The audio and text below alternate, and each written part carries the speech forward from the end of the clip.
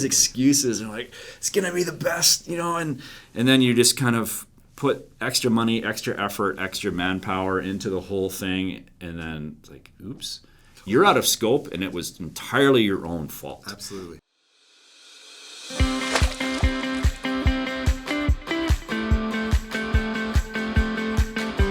Welcome to part 2 of our biggest losses, biggest mistakes. I'm Noah, this is James, and we are... Biggest losers. Yeah. So talking about big losers, big losses. In our marketing advertising careers. In our careers, yeah. We have to limit it because there's a lot that would be otherwise. An entire season. I think for me, I had a really amazing client. They were a video game producer, and it was super cool to be able to work with them. And I was so proud of working with them that I wanted to do everything perfect and amazing. But we didn't have the budget. And so one of the things that I ended up doing was overbuilding everything. Everything, yeah. And so I overbuilt this structure that would house the gaming consoles, and we would tour it around to different campuses. And it was so heavy and so massive that, we had to hire additional staff, that we were already close to being over budget, but hiring the additional staff to help with the assembly and the carrying of every single piece put us way beyond our budget. Yeah. And they never used this thing again. Like, it was like I built it because I was like, oh, we'll use it for multiple seasons. These are going to be my lifetime clients. Let's just overbuild, over-engineer this structure. And we did. And sure enough, they never used it again. It went into, storage and never came out. And so we, just spent too much, ended up having to put together this massive thing. It took us, 8 hours to assemble. It was just a nightmare.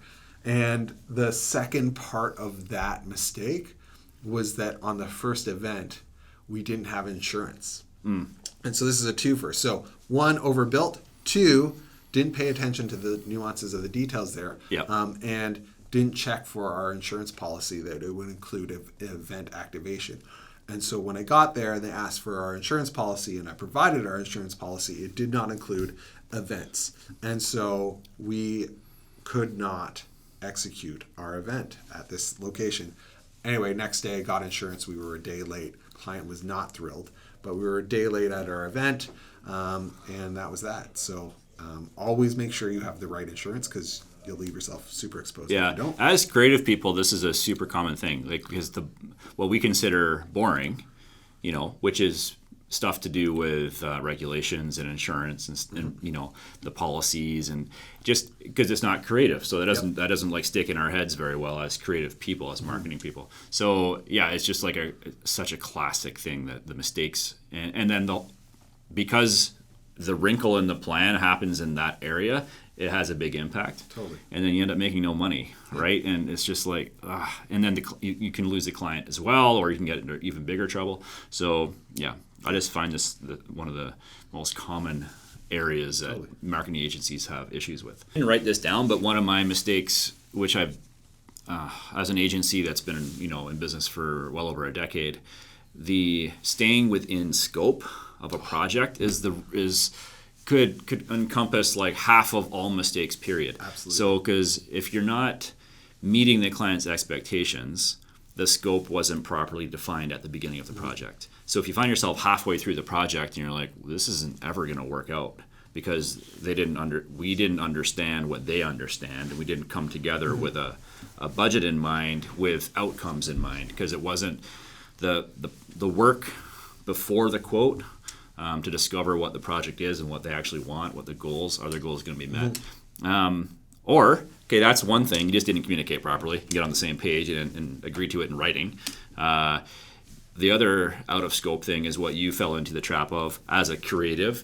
You always want to do your absolute best and like kind of over exceed expectations and over deliver for yourself too. You want to push yourself creatively, and so you're like, we'll use this next time. It'll be a great client. And you rationalize. You have all these excuses, and like, it's gonna be the best, and then you just kind of put extra money, extra effort, extra manpower into the whole thing, and then it's like, oops, you're out of scope, and it was entirely your own fault. Absolutely. Like, it was in your control to keep this within budget and within the time frame, and and you just kind of let yourself spin out of control out of excitement, which is just as dangerous in the end, and just as damaging. So yeah. I think most of my mistakes come down to the understanding the scope. You're right, and excitement. Yeah. Like, I think as marketers and as creatives, it's so important for us to get excited about what we're promoting, what we're marketing, and we drink the Kool-Aid. Yeah, you drink the Kool-Aid to such an extent where you're a bad business person. Yeah. And you are an amazing creative individual. And a great partner for your clients. They love it because they're getting awesome, And you just are a bad business person. Totally. Because unless you can rein in your own enthusiasm, that's just going to come back to bite you a lot of times. I would say one of my huge flaws in business is HR, and just in general. So HR, human relations, is that what it stands for? Human resources. Yeah. I'm bad at human relations. Yeah, I mean... No, don't comment on that. So fine. The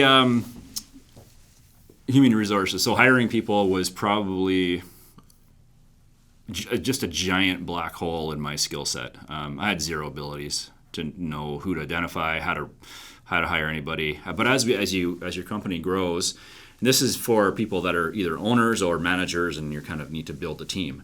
So, because I think you're only as good as your weakest link in your group, right? So you're trying to scale up your team so you can scale up the whole company. Well, I just couldn't do it. I just couldn't figure it out. I just hired the wrong people over and over and over again, and just didn't know what to do. So it's not a very specific loss, I say, in my career, but it adds up to so much frustration and stress, sleepless nights, as well as money.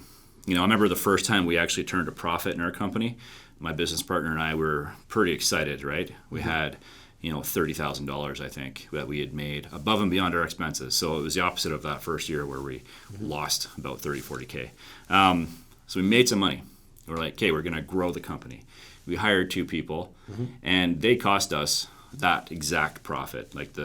And neither one of them worked out, different reasons, but if we had known what we're doing, we never would have hired them in the first place, because we didn't have the process to hire good people. We just didn't know what we didn't know. And we didn't ask for help. We just always tried to do it ourselves. So, but the training of those 2 people, and they didn't really do any work that was worth it. So they didn't make us any money. So we just invested money on their salaries and money on training them, like our time. And 4 months later, it was all burned up. Like the $30,000 is gone. Totally. So we had worked the previous year, worked our butts off so hard, and actually made this bit of money, and then we just, sort of threw it away. It just felt like we threw it away on hiring the wrong people, and we had wrong expectations. And do you subscribe to the idea that there are no bad people, only bad leaders, or how do you feel about that? No, there's bad people. Yeah, I mean, there's definitely bad leaders, but there's definitely bad people. Totally. Or you've maybe hired the wrong person for that specific role. A massive mismatch makes them be a bad person so the wrong person in the seat, right? Yeah. Like you have your bus, and you have to have the right person in the right seats. Yeah. And that metaphor, Totally. Because there are people that are incredible, and they're performers, and they're great. And if I'm not leading them, they're not going to be those incredible performers. And I've been that person too. Like, I've been at jobs where I'm like, man, I really suck at this job. Yeah. And then I've been at places where I'm like, I'm doing a crazy good job, and that's both the leadership and putting me in the right role, or being in the right role for that specific being time. Supported in the right way. Yeah. But you can't judge a fish by how it climbs a tree. I guess that's the saying. Right? Yeah, I never heard that saying, but that's a good one. Yeah. Anyway, it comes back to that same thing. Like, just the biggest flaw is. So now I have a couple golden rules, but I'm going to put them into the win. Okay. The winning podcast. Yeah. So because you have to learn from your mistakes, and I think on the HR side, I learned a couple of things that really helped. But that's going to be for. So if you subscribe, the greatest winners. Podcast. If you subscribe, you won't miss it. We're not all losers, right? So yeah, Yeah. Okay. We'll just leave that one thing in there.